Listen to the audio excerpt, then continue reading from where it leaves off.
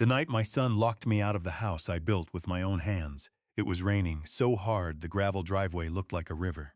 I was 71 years old. I had one suitcase in my right hand, my wife's old wool coat folded over my left arm, and a house key in my palm that no longer opened the door. Behind the glass, my son Matthew stood in the warm yellow light of my living room. The room where I had rocked him to sleep when he was a baby. The room where his mother and I had celebrated 39 wedding anniversaries. The room where I had sat beside Evelyn's hospital bed during her last 3 weeks at home, holding her hand while she whispered prayers under her breath. Matthew looked at me through the rain-streaked window like I was a stranger. Then he reached up and closed the curtains. That was the first time in my life I understood what it meant to be erased while you were still alive. I knocked once. Not hard. Just once. A father's knock, the kind that says, "Son, this has gone far enough." The door opened only 3 inches. Not Matthew, Claire, my daughter-in-law. She had one hand on the chain lock, and the other pressed flat against the door like she was holding back an animal. "Harold," she said, calm as a nurse reading bad news, "you need to leave before this becomes embarrassing." I looked past her shoulder. Matthew was standing near the fireplace, his arms folded, his jaw tight. On the mantel behind him was the photograph of Evelyn in her blue Sunday dress, smiling with those soft eyes that used to make every storm in me go quiet. "Matthew," I said, "open the door." He didn't move. Claire gave a little sigh, the kind people give when they want witnesses to think they are being patient. "You don't live here anymore," she said. Something inside my chest went cold. "I built this house," I said. Claire smiled. "That doesn't mean you own it." I should have left right then. Not because they were right, because I could see in my son's face that he had already chosen his lie and buried his conscience under it. But I was old enough to know that houses remember things. And this house had remembered more than any of them knew. The sheriff arrived 20 minutes later. By then I was soaked through, standing under the porch roof where I had carved Evelyn's initials into the cedar post back in 1984, HW plus EW. The letters were still there, faded. But there, Sheriff Tom Avery stepped out of his cruiser slowly, with his hat low against the rain. He had known me for nearly 40 years. He had eaten at my table. His wife had bought strawberry jam from Evelyn every summer. He had been at her funeral 3 months earlier, standing near the back of the church with his hands folded in front of him. He looked at me, then at the locked door, then back at me. "Harold," he said quietly, "what's going on?" Before I could answer, Claire opened the door wide enough to step out with a folder in her hand. Matthew stood behind her, still silent. That hurt more than Claire's words. A stranger can betray you and you will survive it. But when your own child stands there and lets someone else destroy you, something in you starts dying in a different way. Claire handed the sheriff the folder. "We hate that it came to this," she said. "But Harold has been confused since Evelyn passed. He keeps trying to enter the property. Matthew owns the house now." The sheriff looked at Matthew. "Is that what you're saying?" Matthew swallowed, then nodded. Not a big nod, just enough to kill me. Sheriff Avery opened the folder and scanned the papers under the glow of his flashlight. I could see the official stamps, the typed names, the signatures. My wife's signature, Evelyn Marie Whitaker. For a second, my knees felt weak, because grief does something cruel to your mind. It makes you doubt what you know. It makes you wonder if the dead kept secrets, because they knew you could not ask them anymore. The sheriff looked at me with a sadness I will never forget. "Harold," he said, "do you have somewhere to go tonight?" That question broke something in me. Not because I had nowhere to go, because my son heard it and still did not step forward. The rain hammered the porch roof. Claire's face softened in a fake way. "We offered him options," she said, "but he refuses help." I turned to Matthew. "Did your mother sign this?" He would not look at me. Claire answered for him. She wanted Matthew to have stability. Stability. That was the word she used while throwing an old man into the rain. I looked at the sheriff. "Tom," I said, "that signature isn't right." Claire laughed quietly, not loud, just enough. "Harold," she said, "please don't make this worse." The sheriff closed the folder. For a moment, I thought that was the end. I thought I was about to be escorted away from my own porch like a trespasser. But then something happened. A gust of wind slammed against the house. The porch swing creaked, and from somewhere above us, inside the eaves, there came a sound, a soft metallic tapping. Tap, tap, tap. The sheriff looked up. So did I. Claire's smile disappeared. It was coming from the old copper wind chime. Evelyn had insisted I hang under the porch roof. I had made it from leftover pipe the year Matthew turned 12. Evelyn used to say it sounded like church bells underwater. But the sound was wrong, too sharp, too hollow. I stared at it, and suddenly I remembered something Evelyn had said 2 weeks before she died. "If Tom ever comes to the house after I'm gone," she whispered, "make sure he stands on the porch long enough to hear the chime." At the time, I thought it was the medicine talking. Now the sheriff was staring at that wind chime like it had called his name. He stepped closer, reached up, turned the copper tube in his hand. Something small and white slid out and fell into his palm. A rolled piece of paper wrapped in plastic, tied with blue thread. Claire took one step backward. Matthew whispered, "What is that?" The sheriff didn't answer. He unrolled the paper carefully. I saw my wife's handwriting before I saw the words. And that was when the entire night changed. Tom Avery read the first line. His face went still. Then he looked at my son, then at Claire, then at me. His voice was low when he said, "Harold, Evelyn wrote this to me." Claire said, "That's private family property." The sheriff ignored her. He turned the paper toward his flashlight and read out loud. "If Harold is standing on our porch, locked out of the home he built, then my son has done what I prayed he would not do." No one moved. Not even the rain seemed loud anymore. The sheriff kept reading. "Tom, look behind the second stone in the fireplace. Not the top row. The one Harold replaced after the chimney fire in 1998. Everything you need is there." Claire's face turned the color of wet paper. Matthew finally looked at me, and in his eyes I saw fear. Not guilt, fear. That was when I realized this was not just a family argument. This was a trap, and my dead wife had set it before she ever left this world. I was not always an old man standing in the rain with a suitcase. I used to be the man people called when something had to be built right. For 42 years, I framed houses, poured foundations, repaired barns, built staircases, fixed roofs after storms, and watched young families walk through empty wooden skeletons, imagining birthdays and Christmas mornings. I believed a house was more than lumber. A house was a promise. That was why I built ours slowly. Every paycheck, every extra job, every winter weekend when my hands cracked from cold, I put something into that land. Evelyn and I bought the property when we had nothing but a used truck, a small savings account, and a baby boy who cried every time I set him down. The first night we camped on that land, there was no house yet, just grass trees. A moon so bright Evelyn said it looked like God had left a lantern on. She stood beside me, holding Matthew against her shoulder and said, "Build me a kitchen window facing east." "Why east?" "So I can watch the sun come up while I make coffee." So I did. That window was the first thing I marked on the plans. Not the foundation, not the bedrooms. The kitchen window. For 40 years, she stood there every morning in her robe, looking out at the garden while the coffee pot hissed behind her. After she died, I could not drink coffee anywhere else. People think grief is crying. It is. But it is also reaching for 2 mugs instead of 1. It is hearing the floorboard creak and turning your head because for half a second, you think she is coming down the hall. It is finding one of her gray hairs on your coat and putting it in a drawer because throwing it away feels like losing her again. Matthew was our only child. For most of his life, he was a good boy. Quiet, sensitive. The kind who would bring injured birds home in shoeboxes and ask Evelyn if God noticed small things. I taught him how to hold a hammer. Evelyn taught him how to apologize. Somewhere along the way, he forgot both. He met Claire when he was 38. She was beautiful in the way expensive things are beautiful. Sharp lines, perfect smile. Eyes that watched people like she was calculating their resale value. Evelyn noticed it first, mothers do.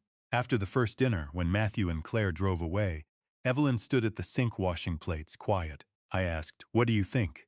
She didn't answer right away. Then she said, "That woman doesn't listen when people talk. She waits for useful information." I laughed. Evelyn did not. "Be careful with her," she said. I should have listened better. At first, Claire was polite, too polite. She called me Mr. Whitaker, even after I told her Harold was fine. She praised the house, the land, the old barn, the workshop, the cabinets I built, the stone fireplace. But she praised them the way a buyer praises something at an estate sale. Not with love, with interest. Matthew changed slowly after marrying her. That is the dangerous kind of change. If someone becomes cruel overnight, you recognize the fire. But when cruelty grows like mold behind a wall, by the time you smell it, the damage is already deep. He stopped stopping by alone. Then he stopped calling, unless Claire was on the line. Then he began asking questions that did not sound like him. Dad, do you have a copy of the deed somewhere safe? Dad, have you thought about simplifying things? Dad, Mom shouldn't be handling paperwork anymore. Evelyn was not sick then, not confused, not weak. She heard everything, and she wrote everything down. That was Evelyn. She had a soft voice but a sharp memory. She kept notebooks for garden planting, grocery prices, church donations, repair receipts, birthdays, blood pressure readings, and conversations that bothered her. I used to tease her. Woman, if Judgment Day needs a secretary, they're calling you. She would smile and say, then you better behave, Harold. 2 years before she died, Matthew's business began failing. He owned a small flooring company. At least that is what he told us. Later, I learned it was barely a company anymore. Lawsuits, unpaid suppliers' loans, credit cards. Claire had expensive taste and no patience for ordinary life. They still came to Sunday dinners, but the warmth was gone. Matthew would sit at the table staring at his phone. Claire would wander through the house. One afternoon, I found her in our bedroom. She was standing near Evelyn's jewelry box. When she saw me, she smiled. I was looking for the bathroom. The bathroom was on the other side of the hall. I did not tell Evelyn that night. I wish I had, but she already knew. A week later, she moved her mother's pearl necklace into the freezer inside an old coffee tin. Why there? I asked. Because greedy people check jewelry boxes before they check frozen peas. That was Evelyn, gentle, but not naive. Then her heart began failing, not dramatically. No hospital scene at first, just fatigue, shortness of breath, a hand pressed against the counter, a chair pulled closer than usual. The doctors gave us words I did not like. Degenerative progressive malnourishment. I had built houses in storms and repaired roofs under lightning, but I could not fix the woman who had made my life worth living. During those months, Matthew and Claire came around. More often, at first, I was grateful. That is what shameful people count on. They arrive dressed as help, they bring soup. They pick up prescriptions, they offer to drive to appointments. They say, "You rest, Dad." And while you are exhausted, they start moving the furniture in your life. Claire began organizing papers. Matthew said it would reduce stress. They bought Evelyn a new phone. They installed a camera doorbell for safety.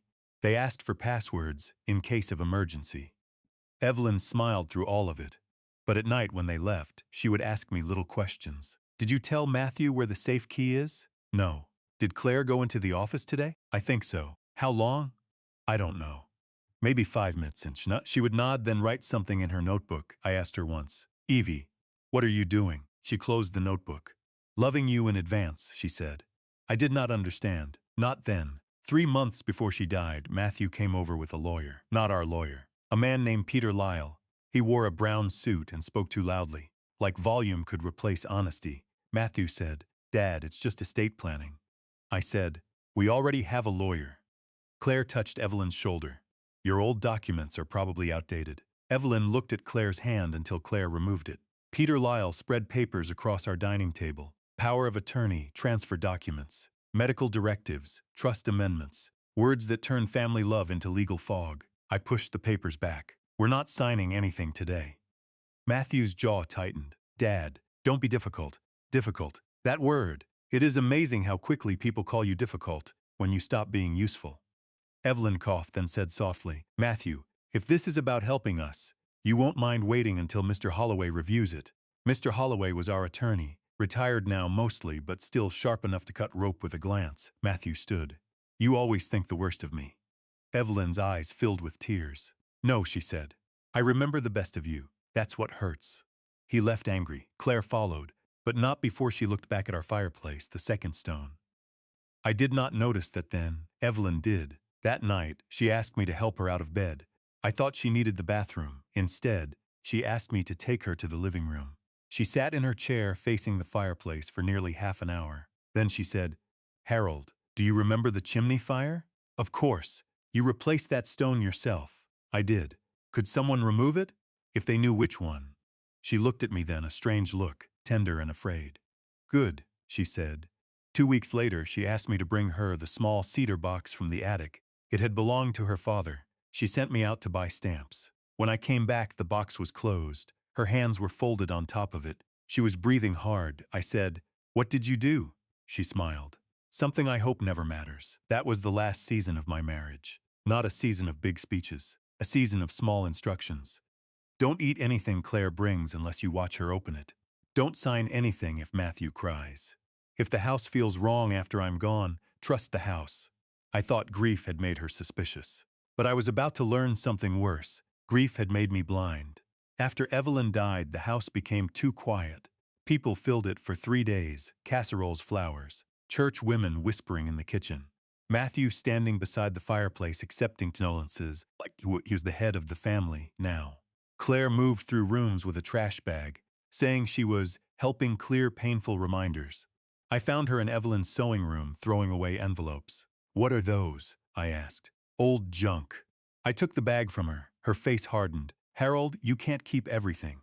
I opened one envelope. Inside was a photograph of Evelyn holding newborn Matthew on the porch. On the back she had written, "First morning home."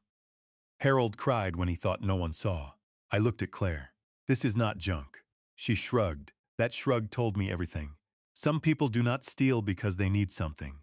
They steal because your memories are in their way. Matthew became impatient after the funeral. He wanted bank access, insurance details, house records. He said he needed to make sure Mom's wishes were respected. But he never said what those wishes were. When I asked, he got angry. "You're not thinking clearly." That became the song they sang. Every time I asked a question, I was confused. Every time I objected, I was grieving. Every time I remembered something differently, I was old. If you have ever been talked down to by someone who needs you weak, you know the feeling. It is like being buried one spoonful at a time. At first, I tried to keep peace. I told myself Matthew was grieving too. I told myself Claire was just controlling because she was scared. I told myself families get ugly around death and then soften again. But the signs kept coming. My checkbook disappeared, then reappeared in a different drawer. The office filing cabinet was unlocked when I always kept it locked. The camera doorbell stopped for 6 hours one Tuesday afternoon when Claire had visited alone. Evelyn's notebooks vanished from her nightstand. When I asked Matthew, he said, "Dad, you probably moved them." I had not moved them. I remembered exactly where they were, beside her Bible, under her reading glasses, with a pen tucked inside the last page she touched. One evening, I walked into the kitchen and heard Claire talking on the phone in the pantry. She did not know I was there. "No, he hasn't found it," she whispered. "Matthew says the old man doesn't even know what he signed years ago." Old man? Not Dad, not Harold. Old man. I stepped back before she came out. My heart was beating slowly. Danger does not always make noise. Sometimes it whispers in your pantry. That night I searched the house for Evelyn's notebooks. I found one, not in the bedroom, not in the office. In the laundry room, behind the water heater, wrapped in a pillowcase. Her handwriting filled the pages, dates, times, conversations. Things Claire said, things Matthew asked. One line was underlined 3 times. Claire asked again about fireplace stone. Pretended she liked masonry. I read that line until the words blurred. Then I turned the page. If Harold reads this, I am gone and something has started. My hands began shaking. But before I could read more, headlights swept across the window. Matthew's truck. I shoved the notebook under my shirt and stood just as the back door opened. He had a key then. Of course he did. Claire followed him in. They acted surprised to see me in my own laundry room. "Dad," Matthew said. "What are you doing?" I looked at my son. I saw the boy who once cried because a turtle got crushed on the road. I saw the man standing in my laundry room lying with his whole face. "Laundry," I said. Claire looked at the dryer. It was empty. She smiled. That night, I slept with Evelyn's notebook under my pillow. No, I did not sleep. I listened. Household houses speak at night. Pipes ticking. Floorboards settling. Wind moving under the eaves. But around 2 in the morning, I heard something else. A soft scrape. From the living room, I got up quietly, took the old baseball bat from behind the bedroom door, walked down the hall in my socks. The moonlight fell across the fireplace. For 1 second, I saw a shadow there, a person kneeling. Then my foot hit the floorboard that always creaked near the hallway. The shadow rose fast, too fast. The back door opened. Closed, I ran to the window. A dark SUV pulled away with its lights off. The next morning, the second stone in the fireplace looked untouched. But there was dust on the hearth. Fresh dust. Someone had been trying to find what Evelyn hid. I called Matthew. He denied everything. Then he got angry, then worried, then soft. That was his pattern. Deny, attack, pretend love. "Dad," he said. "This is exactly what Claire means. You're scaring yourself. Who was in my house last night? No one. I saw them. You saw shadows. I heard the door. You're alone in that big house. Maybe it's time we talk about moving you somewhere safer. There it was, the true shape of the plan, not help Removal. They did not just want the house. They wanted me declared too fragile to defend it. A week later, a woman from Adult Protective Services came by. She was kind. Too kind to blame. Someone had reported that I was living in unsafe conditions, forgetting meals, possibly paranoid. I invited her in. I showed her the clean kitchen, the stocked fridge, the medicine chart I kept on the wall, the bills paid in my own handwriting. She looked embarrassed by the end. "Mr. Whitaker," she said, "do you know who might have made the report?" I smiled. "Yes." She lowered her voice. "Document everything." I almost laughed. Evelyn already had, but documentation does not stop betrayal. It only gives truth somewhere to stand when the betrayal is finally dragged into daylight. The final break came on a Thursday. I had gone into town to meet Mr. Holloway, our old attorney. His office smelled like paper, dust, and peppermint. He was 82 and moved slowly, but his eyes were still dangerous. I showed him the notebook page. He read it without speaking. Then he leaned back. "Harold," he said, "have you signed anything since Evelyn got sick?" "No. Are you certain?" "I'm certain." He tapped the page. "Then someone may want you to believe you did." He opened a file cabinet and pulled our estate folder. The original deed was there, the trust, the will. Everything as we remembered. The house belonged to Evelyn, and me jointly, then to me fully after her death, with Matthew inheriting only after my passing. But Holloway's face darkened as he checked the county database. "There's a newer filing," he said. I felt the room tilt. "What newer filing?" He turned the monitor toward me. "A transfer deed filed 6 weeks before Evelyn died, supposedly signed by both of us, transferring the house into a family management trust controlled by Matthew. My signature was on it. So was Evelyn's, but I had never signed it. And Evelyn had been too weak to hold a spoon that week, let alone sign legal documents downtown." Mr. Holloway stared at the screen. "Peter Lyle," he muttered, "that loud lawyer from our dining table. He notarized this." Holloway said. I said, "Can it be undone?" His mouth tightened. "Yes, but not quietly." I drove home with copies of everything in an envelope under my jacket. I remember the sky that day, heavy, green-gray, like a storm was thinking about becoming violent. When I reached the driveway, there were 2 vehicles parked outside my house. Matthew's truck, Claire's SUV, and a locksmith van. For a few seconds, I just sat there watching. A young man was changing the front lock, my front lock, the one I had installed 22 years earlier after Evelyn said the old one stuck when it rained. I stepped out of the truck. Matthew saw me first. His face changed, not surprise, annoyance, like a problem had arrived early. "What are you doing?" I asked. Claire turned with a clipboard in her hand. "We're securing the property." "From who?" She looked me straight in the eye. "From instability." I still remember the look on Matthew's face. He looked tired, not evil. That somehow made it worse. Evil at least has teeth. Weakness just opens the door and lets evil walk in. "Son," I said, "don't do this." His lips trembled once. Then Claire said, "Matthew," just his name a command. His face hardened. "Dad, the paperwork is clear. You need to stay with us for a while or go to the senior apartments we discussed." I never discussed senior apartments. Claire held up her phone. "We have messages. They're not from me." She smiled sadly. "You don't remember sending them. That was when I understood how deep it went. They were not just taking the house. They were building a version of me that could not be trusted. A confused old man, a grieving widower, a danger to himself, a trespasser in his own life." I walked past them toward the door. Matthew stepped in front of me. I had built that porch. I had carried him across it with a fever when he was 7. Now he stood blocking me from entering.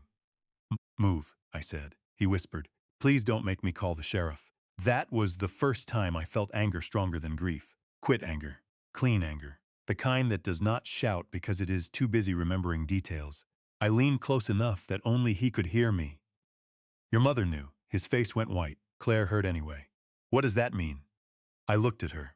"It means you were never as smart as you thought." For a moment, nobody spoke. Then Claire lifted her phone and called the sheriff. That brings us back to the rain, the folder, the locked door, the wind chime, and my wife's hidden letter in Sheriff Avery's hand. The sheriff did not enter the house immediately. That mattered. He folded Evelyn's letter carefully and put it in his coat pocket. Then he looked at Claire. "Mrs. Whitaker, I'm going to need everyone to step inside." Claire said, "Absolutely not. This is our home." The sheriff's voice stayed calm. I haven't decided whose home this is. Matthew said, Sheriff, we gave you the deed, and your mother gave me a letter. Claire's eyes flashed. A dead woman's letter is not a legal document. Sheriff Avery looked at her for a long moment. No, he said. But it can tell me where to find one. That was the first time I saw Claire lose control. Only for a second. Her mouth opened, closed. Her fingers tightened around the folder. Matthew noticed too. For the first time that night, he looked afraid of her. Not for her, of her. The sheriff radioed for another deputy. Then he asked Claire for permission to inspect the fireplace. She refused. He nodded as if expecting that. Then he turned to me. Harold, do you consent? Yes. Claire snapped. He has no authority. The sheriff looked at Matthew. Then we can all stand here in the rain while I call Judge Mercer for a warrant, based on a signed statement from Evelyn Whitaker, alleging fraud and concealed evidence. Claire went silent. Matthew rubbed his face. Just let him look, he said. Claire turned on him. What? Let him look, Matthew repeated, but weaker. I followed them inside. The smell hit me first. My house smelled different. Claire's perfume, cleaning chemicals, a candle Evelyn would have hated. They had moved the rocking chair. Evelyn's chair. It was pushed into the corner like an old suitcase. I stared at it. That small disrespect hurt almost as much as the locked door. Sheriff Avery knelt at the fireplace. He knew nothing about masonry, but I did. I pointed to the second stone from the left, halfway up the inner side. There, he ran his fingers along the mortar. Looks solid. It's not. I stepped forward. Claire said, don't touch anything. I ignored her, pressed my thumb against the lower edge of the stone, lifted slightly, pulled. The stone slid out into my hands. Behind it was a narrow, hollow space wrapped in black cloth. Matthew made a sound I had never heard from him before, a broken little breath. Sheriff Avery reached in and removed the bundle. Inside was a plastic bag. Inside that, a brown envelope, a small flash drive, a memory card, and another letter. This one was addressed to me. Harold, my love. My vision blurred. The sheriff did not hand it to me yet. He looked at Claire and Matthew. Everyone sit down. Claire laughed once. I'm calling our attorney. Please do, the sheriff said. Then he looked at the deputy who had just arrived. Make sure nobody leaves. That was when the house changed. It was still the same walls, same beams, same fireplace, but the power inside it shifted. For weeks they had moved through my home like owners. Now they stood in my living room like suspects. Sheriff Avery opened Evelyn's second letter. His voice softened. Harold, if you are hearing this from Tom, then I am sorry. I tried to stop it before it reached you. I tried to believe our son would remember who he was. But Claire has been pushing him for the house, the land, the accounts, and the insurance. Matthew is weaker than I ever wanted to admit. Matthew covered his face. Claire stared at the floor. The sheriff continued. Peter Lyle came to this house with papers. I refused to sign. Harold refused too. If any document appears after my death claiming we transferred the home, it is false or obtained through fraud. I recorded the conversation because I was afraid no one would believe an old sick woman. The sheriff removed the flash drive. Claire whispered, "This is ridiculous." But her voice had no strength. Evelyn's letter went on. Tom, look at the memory card first. It came from the small camera Harold installed in the mantel clock after the break-in last winter. Claire does not know it records audio. I looked at the mantel clock. It was still there. A small oak clock I had built from scrap wood. Evelyn had asked me to fix it after it stopped working. I had installed a tiny camera inside months earlier because tools had gone missing from my workshop. I forgot about it. Evelyn had not. Sheriff Avery looked at me. Do you have something that can play this? My old laptop. Claire stood. This is private footage recorded without consent. Sheriff Avery said, sit down. She did, not because she respected him, because the deputy had stepped closer. I brought the laptop from the office. My hands shook so badly I nearly dropped it. The sheriff inserted the memory card. There were dozens of video files, dates, times. Evelyn had marked 3 of them in the letter. The first file opened. The camera angle showed the living room, the fireplace, the edge of Evelyn's chair. Her voice came through the speakers, weak but clear. Peter, I told you we are not signing anything. Then Peter Lyle's voice. Mrs. Whitaker, this protects Harold. Claire entered the frame. Her tone was sweet. Evelyn, Matthew is only trying to prevent confusion later. Then my voice, firm. No, I remembered that day. The dining table papers, the pressure, the anger. But the video showed something I had not seen. While Peter Lyle argued with me, Claire moved behind Evelyn's chair and placed a document on the side table. Then Matthew whispered, Mom, please, we need this. Evelyn said. Need what? Matthew said nothing. Claire said, security. Evelyn turned her face toward my son. Your father is not dead yet. That line hit the room like a slap. Matthew began crying, quickly. Claire did not. The second video opened nighttime. Living room dark, a phone flashlight moved near the fireplace. Claire's voice whispered. Which stone? Matthew said. I don't know. You said she kept looking at it. I said maybe. Claire hissed. Your mother hid something. Sick women do not get that smug unless they hide something. Then a scraping sound. The figure kneeling by the fireplace, the shadow I had seen. Claire, Matthew standing behind her. Claire, we should stop, he whispered. She turned on him. You want to lose everything? Do you know what happens when the creditors come? Do you know what happens when they find out you used company funds? Matthew said, keep your voice down. She laughed. Now you're scared? The video froze on Matthew's face. I had seen guilt before on subcontractors who stole materials, on men who lied to their wives, on boys who broke windows. But this was deeper. My son looked like a man who had built his own cage and only just noticed the lock was on the outside. The third video was the worst. It showed Claire alone in the living room, 2 days after Evelyn's funeral. She was on the phone. No, he's still emotional. Matthew can handle him. The forged deed is already filed, Peter. You said once it's recorded, possession becomes the hard part. A pause, then Claire smiled. No, the old man won't fight. Men like him break when you make them feel unwanted. I closed my eyes. That sentence entered me like a nail. Men like him break when you make them feel unwanted. That was their plan, not to beat me, not at first.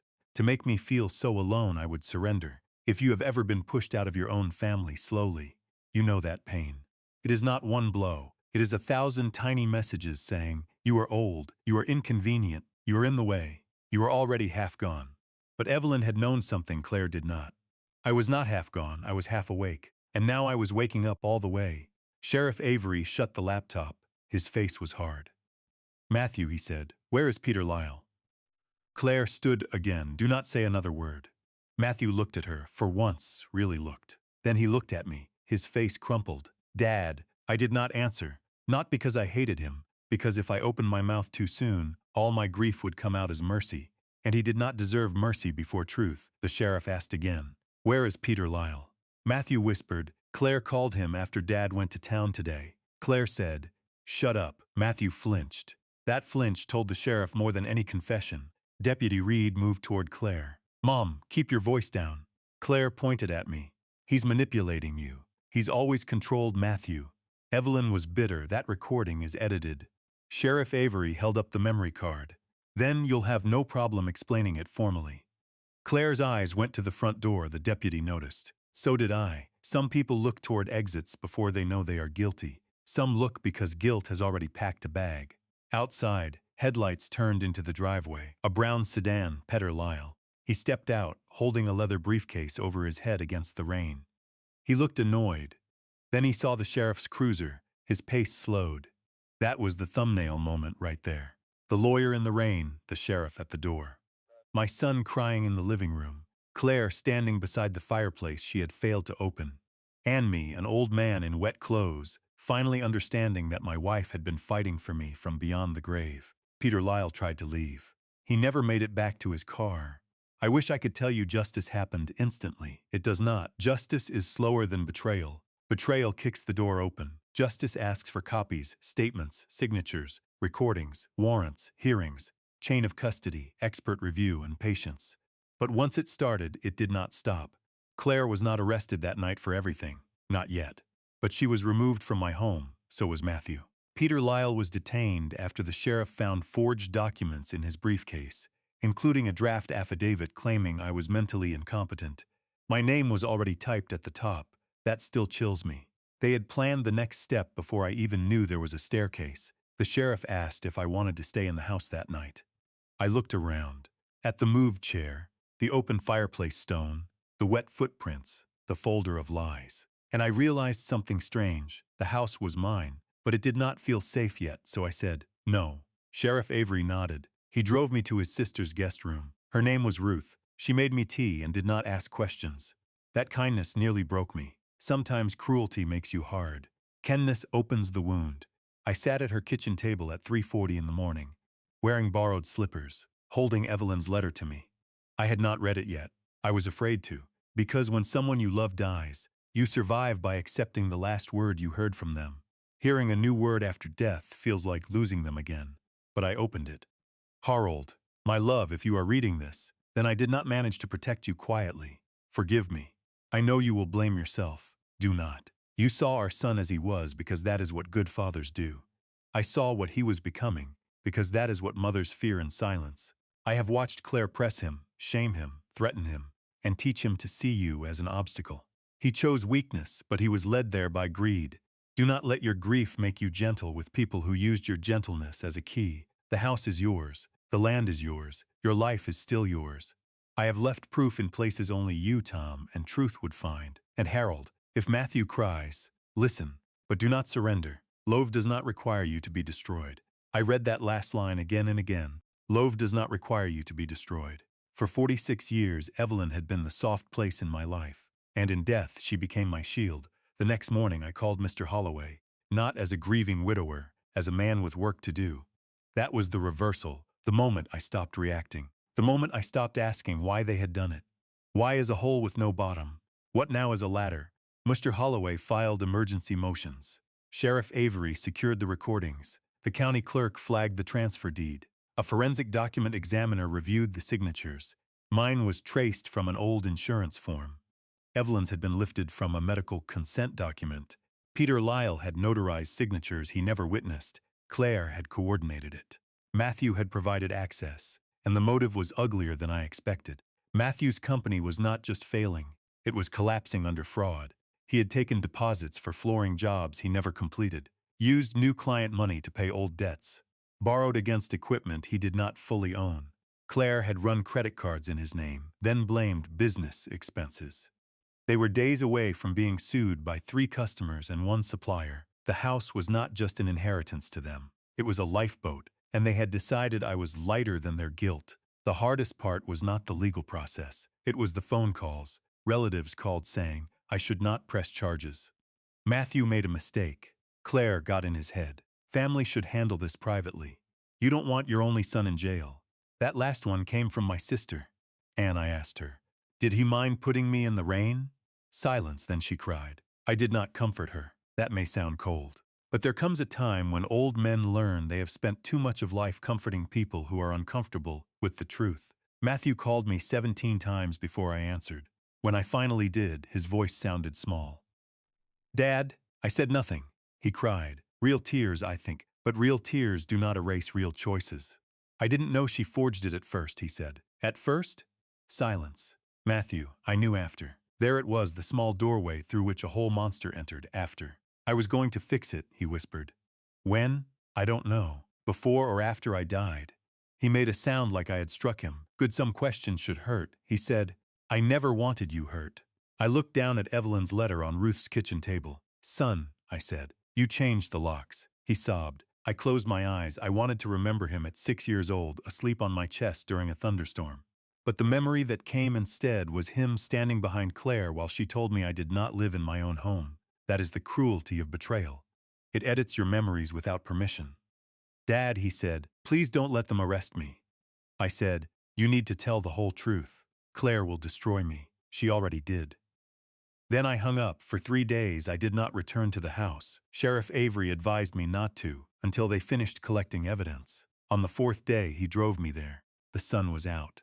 That felt wrong. Some places should stay gray until healing begins. We walked through each room. In the office, the filing cabinet had been forced. In the bedroom, Evelyn's jewelry box was empty, but the pearls were still in the freezer. I laughed when I found them, not because it was funny, because Evelyn had won that small battle too. In the sewing room, I found her notebooks hidden in 3 places: inside a cushion, under a loose drawer bottom, behind a framed cross-stitch that said, "Bless this home." Each notebook added another piece. Dates. Claire visited Imes missing upon conversation Evelyn overheard, descriptions of Matthew's mood, a note about Peter Lyle's license number, a list of documents she believed were copied, and 1 page that made me sit down. If Matthew goes too far, do not hate him quickly. Make him stand in truth long enough to see himself. That was my wife. Even betrayed, she wanted redemption, not excuses. Redemption, there is a difference. Excuses ask the wounded to carry the burden. Redemption makes the guilty carry it. 2 weeks later, the first hearing took place. The courtroom was small, wood-paneled, and too warm. I wore my gray suit, the one Evelyn liked. Matthew sat on the opposite side with a public defender. Claire sat behind her attorney, dressed in black like she was attending a funeral for someone else's reputation. Peter Lyle sat stiffly near the aisle, sweating. Mr. Holloway stood beside me with a cane in one hand and a file in the other. He looked old enough to be harmless. That was his advantage. The judge reviewed the emergency petition to void the deed. Claire's attorney argued that Evelyn had been emotionally unstable, that I was forgetful, that Matthew acted in good faith. Then Mr. Holloway played the recordings, not all of them, just enough. Claire's voice filled the courtroom. The old man won't fight. Men like him break when you make them feel unwanted. Nobody moved. Even the judge looked down for a second. There are sentences that reveal a soul so completely that no explanation can dress it afterward. That was one. Then Evelyn's voice played, weak, clear. My husband and I are not signing away our home.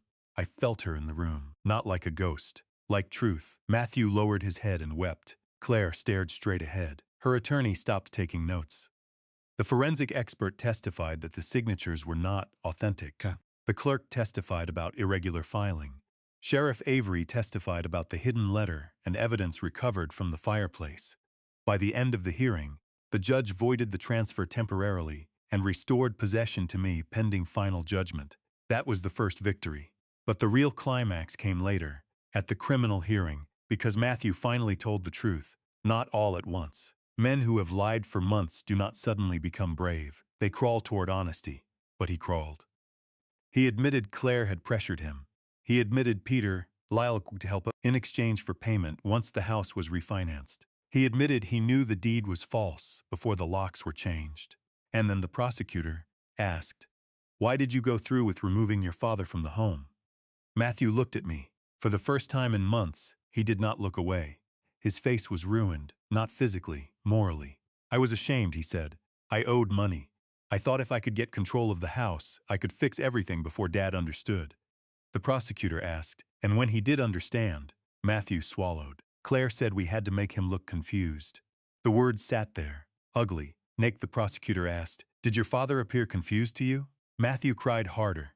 "No." "Did he appear dangerous?" "No." "Did he appear unable to care for himself?" "No." "Then why did you tell authorities he was?"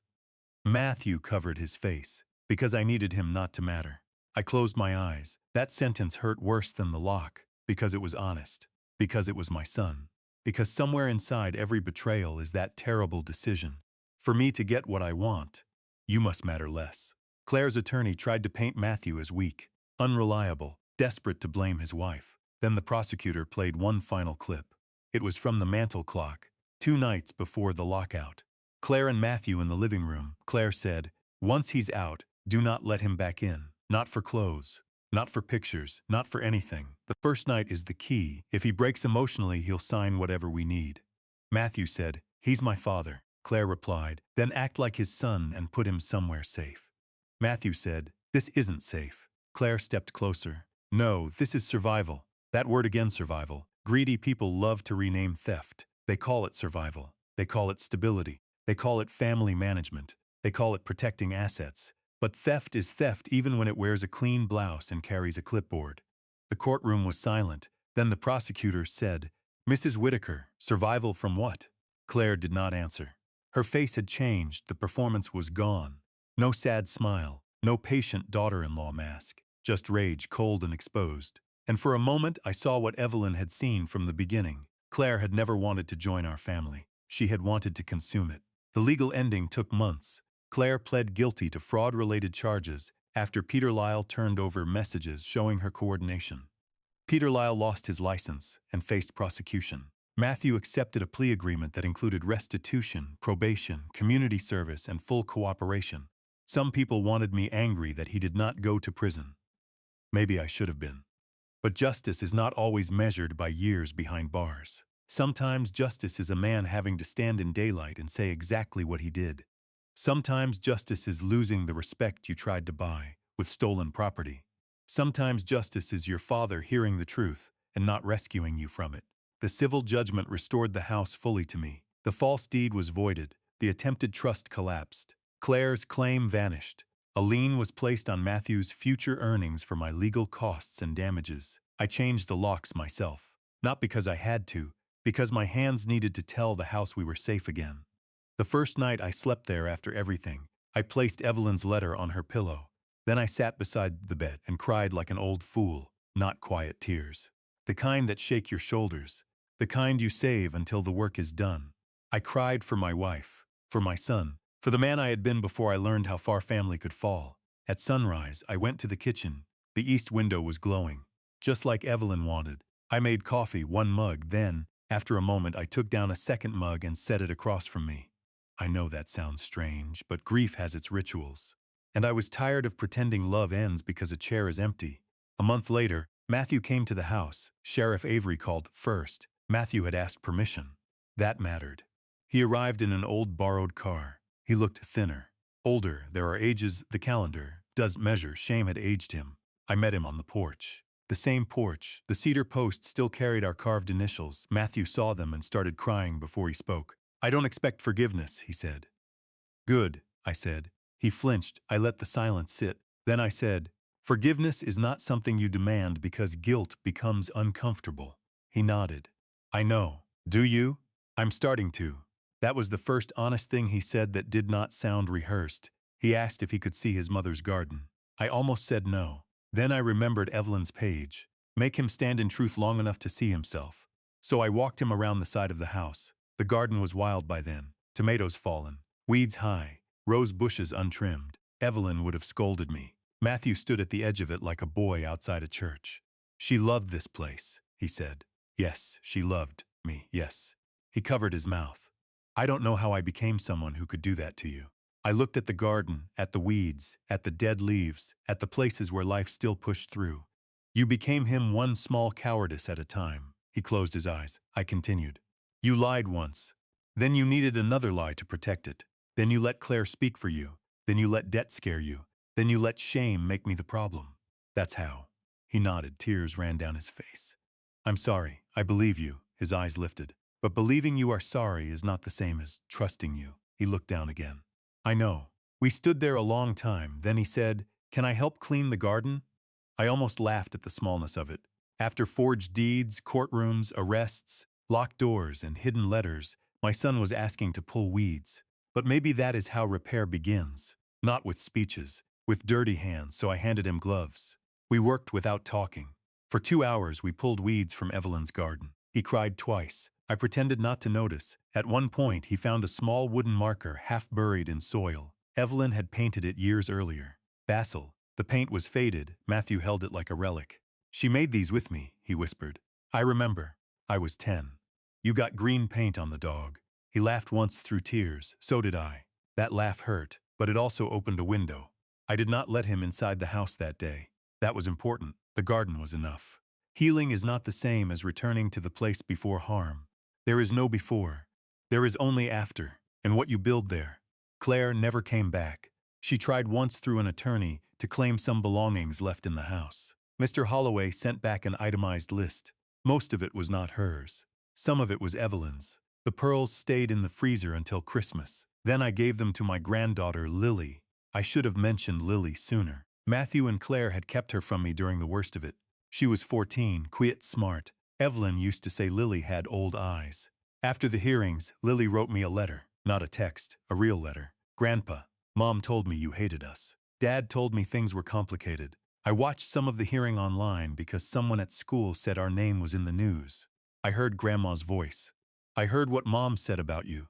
I'm sorry I didn't call. I was scared. Can I come see you? I read that letter 5 times. Then I called her. When she answered, she whispered, Grandpa? I said, I'm here. She started crying, so did I. 2 days later, Matthew brought her by. He stayed in the car. Lily ran up the porch steps and hugged me so hard my ribs hurt. She smelled like rain and strawberry shampoo. For 1 second, I felt Evelyn's arms around us both. Lily helped me bake Evelyn's apple cake that afternoon. We burned the edges. Evelyn would have laughed. Then Lily asked to see Grandma's letter. I showed her only the part meant for family, not the evidence, not the ugliness. Children deserve truth, but they do not need every blade that cut you. She read the line aloud. Love does not require you to be destroyed. Then she looked at me.